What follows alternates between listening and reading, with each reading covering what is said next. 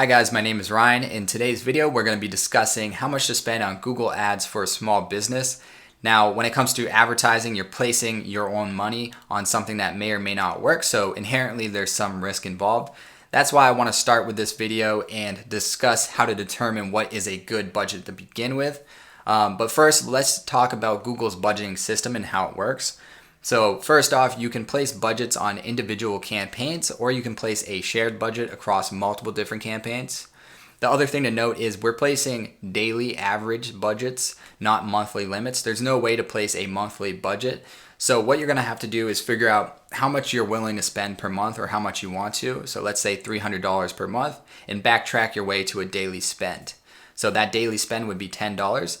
The last thing to note is that this $10 is only an average. So if you look at a single day that month or multiple days, you'll see that sometimes the system is going to spend upwards of 2 times your daily spend.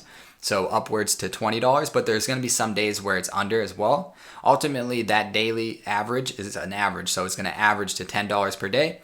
And at the end of the day, you're still going to be spending around $300 that month. Now let's talk about a simple process that I recommend for you to determine how much to spend on Google Ads. The first step is going to be figuring out what is your average customer lifetime value. And of course, this is a hard and complex number to track. So unless you have tracking systems in place, you're just going to have to estimate what this is. Begin with the initial sales price and take into account repeat purchases as well as referrals. So try to come to a number that's like higher than initial purchase, of course.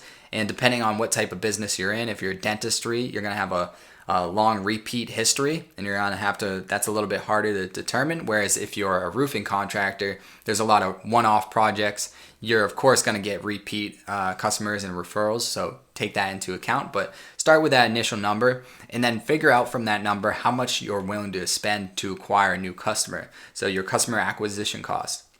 And your customer acquisition cost is going to be based off of your margins and the type of business that you're in. So once again, with the example with the dentistry, you may be willing to net zero on the initial patient visit because you know that that patient's going to stay for several years and you're going to make your money back. Whereas a roofing contractor, you don't want to net zero on that initial purchase because it could be years before they actually hire you again. So you're just going to have to figure out what percentage you are willing to invest to acquire a new customer. That could be 10%, 20%, 30% of your lifetime customer value in marketing and advertising, and then go from there. The third step is going to be determining how many new customers you want per month, how much is going to satisfy you. Of course, not everybody can take on an additional 20 customers per month. So all you want to do is just figure out what you have capacity for in the first place. This could be 3 new customers per month and you'll be happy with Google Ads. And finally, the last part of the process is multiplying how many new customers per month you want times how much you're willing to spend per new customer. And that's going to bring you to your monthly budget. So let's say 3 new customers, $800, $2,400 for advertising, in which case you would backtrack that all the way down to your daily spend. Now, this is a very simple model and it has its limitations, of course, like it's a lot more complex than this, but there's no reason to theorize too much at the very beginning. All you want to do is start with these expectations, this budget in mind, and plan accordingly and launch a campaign. And once data is coming in, you're going to see the actual numbers. So you're going to see how much it actually costs using Google Ads to acquire a new customer for your business. And it's also going to show you how many leads you can actually get for your business using Google Ads alone. But if you do want to take this further, you can backtrack your way all the way from how many leads on average are turning into a customer for your business, in which case you can figure out, all right, I can spend this much to acquire a lead and I need this many leads to satisfy my needs, rhymed. And then how many visitors to your website on average turn into a lead.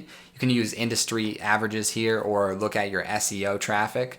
And SEO traffic doesn't convert as well, so you might want to increase that percentage a little bit. If you're a home service, this could be like 10% of visitors turn into a lead.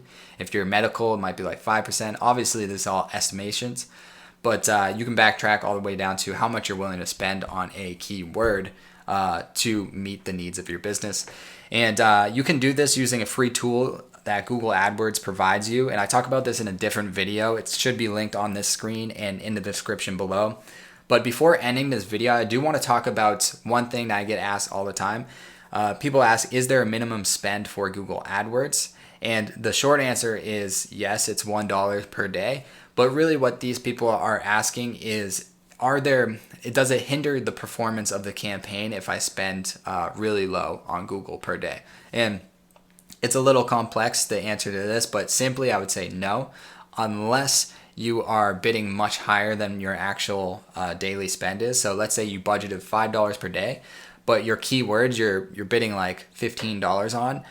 That could potentially mess up the performance of your campaign, but yeah, inherently there's no performance decreases when you budget lower on Google Ads. The only thing to keep in mind is that if you're budgeting $5 a day and your average lead cost is $25, then you're only going to be getting on average a lead every 5 days or so. So you won't get the volume that you need. And also you won't be able to improve the campaign as fast as you could, because if you're getting only like 5 leads a day, or 5 leads or a lead every 5 days, that's 6 leads a month. And you need a lot of leads to improve a campaign. So it's going to take you like years to actually improve that campaign. So the more you spend, the faster you're going to improve your results. So keep that all in mind. But ultimately, no, you'd be fine spending $10, $20 a day, assuming your bids aren't like significantly higher than that spend. So hopefully this was valuable. If you want to check out that other video to take this to the next level, do it. It's somewhere in the description or on this video. If you like this video, click like. If you have any questions about any of this, put it in the comments section below.